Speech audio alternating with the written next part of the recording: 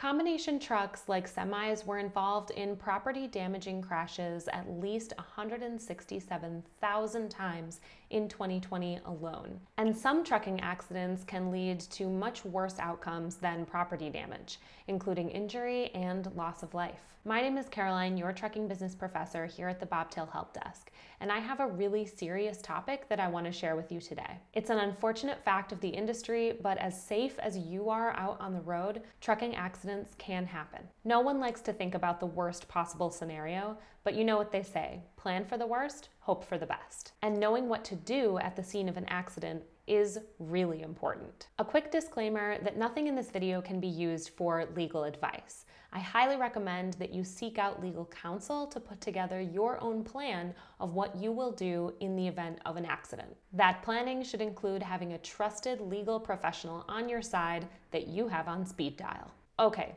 let's go through a sample checklist of what you and your drivers should be doing in the event of an accident. This is certainly not an exhaustive list of everything that you might need to do.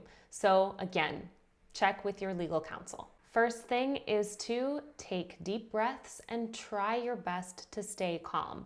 I know, much easier said than done. But panicking may make you forget some safety protocols, and that's not going to help anyone. Next is to turn on your hazard lights. You are required by the FMCSA to turn on your flashers every time you stop with your truck on a roadway. Now you're going to check yourself for injury. Are you all right? If you need medical attention, you need to call 911 immediately or ask someone on the scene to do it for you. You can't do anything else if you're not healthy enough to take more action. Then, if it's safe, run a quick health check on other passengers and drivers involved in the incident. Do this with your phone in hand, calling 911 so you can explain the scene to the 911 dispatcher. Don't try to move anyone unless they're in immediate danger. In most situations, it's best to wait for the paramedics to arrive. Next, even if everyone seems okay and the accident seems relatively minor, get first responders on the scene anyway. You may feel like the situation doesn't need police or an ambulance, but your insurance and legal teams will need to see a police report. In short, call 911, no matter what. Now you're going to set out your traffic warning devices.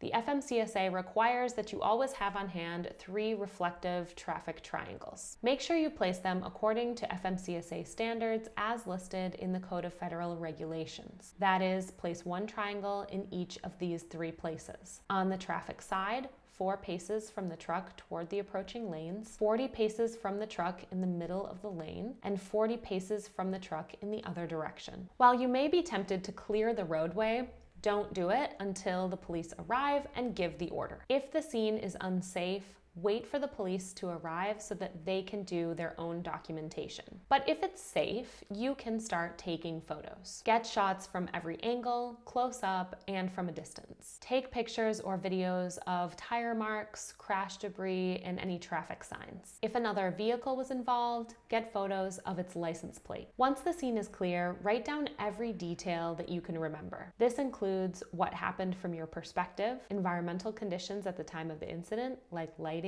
weather, and road conditions, any and all property damage you observe, injuries to yourself and others, identifying information about responding officials like police departments, police car numbers, officer badge numbers, tow truck companies, emergency medical providers, etc. Identifying information about other vehicles involved, like license plate numbers, make, model, and color, names and contact information for witnesses, and identifying information about other drivers involved, including names, means of contact, insurance companies, and insurance policy numbers. Note that it's usually safest to allow officers to collect information like contact and insurance policy numbers from other drivers. It's okay to ask politely for this information from other drivers, but if they refuse, don't push it and definitely don't get into an argument. It's okay to let the police handle it. One of the most important things that you can do is to cooperate with law enforcement. Once the police show up, they're in charge of the accident scene.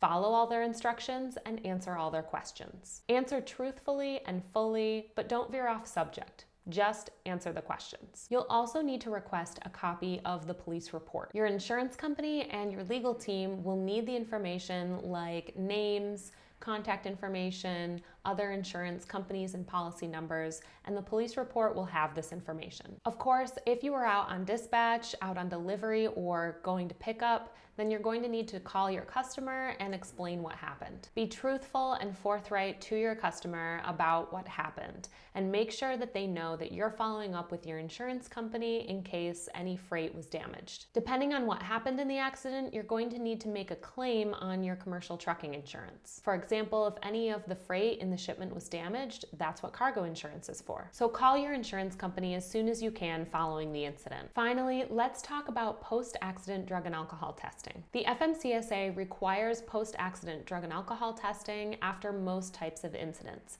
and you have to do this as soon as practically possible. But regardless of FMCSA requirements, it is recommended that you get a post-accident drug and alcohol test anyway. This is a really good way of protecting your business in the case of a lawsuit. We talked about the FMCSA Drug and Alcohol Clearinghouse in a previous video, so definitely go check that out. Okay, we've talked about what you should do in case of an accident. Let's talk about what you definitely should not do. Do not leave the scene. The accident may seem too minor to report it anyway. Then wait for officers to release you before leaving. Don't admit fault or apologize. It's easy to accidentally admit fault. Even an apology may be enough. In fact, don't speak any more than you absolutely have to. Beyond asking other drivers if they're okay and answering police questions, it's safest to stay quiet. Don't get into arguments. Other drivers may yell at you. Let them. Stay cool. Because if you get into an argument, you could escalate the situation or even admit fault unintentionally. Don't post about the incident on social media. Social media posts make great evidence for personal injury lawsuits. Resist the urge to discuss the incident even on personal social media profiles. Oof.